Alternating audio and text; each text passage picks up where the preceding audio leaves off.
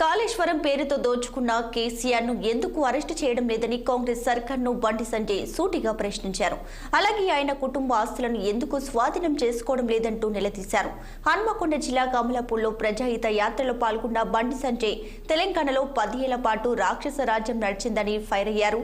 గత ప్రభుత్వ తప్పిదాలను ప్రశ్నించినందుకు తనపై వందలాది కేసులు పెట్టారని మండిపడ్డారు. ఇక గత ప్రభుత్వం 10 ఏళ్లలో 5 లక్షల కోట్లు అప్పు చేస్తే కాంగ్రెస్ ప్రభుత్వం 80 రోజులలో 10,000 కోట్లు అప్పు చేశారని ఆరోపించారు. అలాగే ఎన్నికల కోడ్ వచ్చేలోపు ఇచ్చిన 6 గ్యారెంటీలను అమలు చేయాలంటూ డిమాండ్ చేశారు బండి సంజయ్. టీఆర్ఎస్ వాళ్ళు ఎప్పుడు 6 గ్యారెంటీలు మర్చిపోయి ఇస్తారు అడుగుతలేరు అడిగారు. వాళ్ళు వీళ్ళు ఒక్కటే ఏం చేస్తున్నారంటే ఇలా బీజేపీ వాళ్ళు 6 గ్యారెంటీలు ప్రజల గురించి మాట్లాడుతున్నారు కాబట్టి అది మాట్లాడకుండా చేయాలంటే మీరు కాళేశ్వరం మీద కొట్టాడుని, మేము పాలమూరు రంగాల మీద కొట్టాడతాం. మన ఇద్దరం కొట్టాడుకోవాలని నువ్వు నన్ను తిట్టు, నేను నిన్ను తిట్టు. నీ అవినీతి గురించి నేను మాట్లాడాలని కాంగ్రెస్ వాళ్ళు అంటారు. ఓకే, మీ 6 గ్యారెంటీ గురించి మేము మాట్లాడమని బీఆర్ఎస్ అంటారు.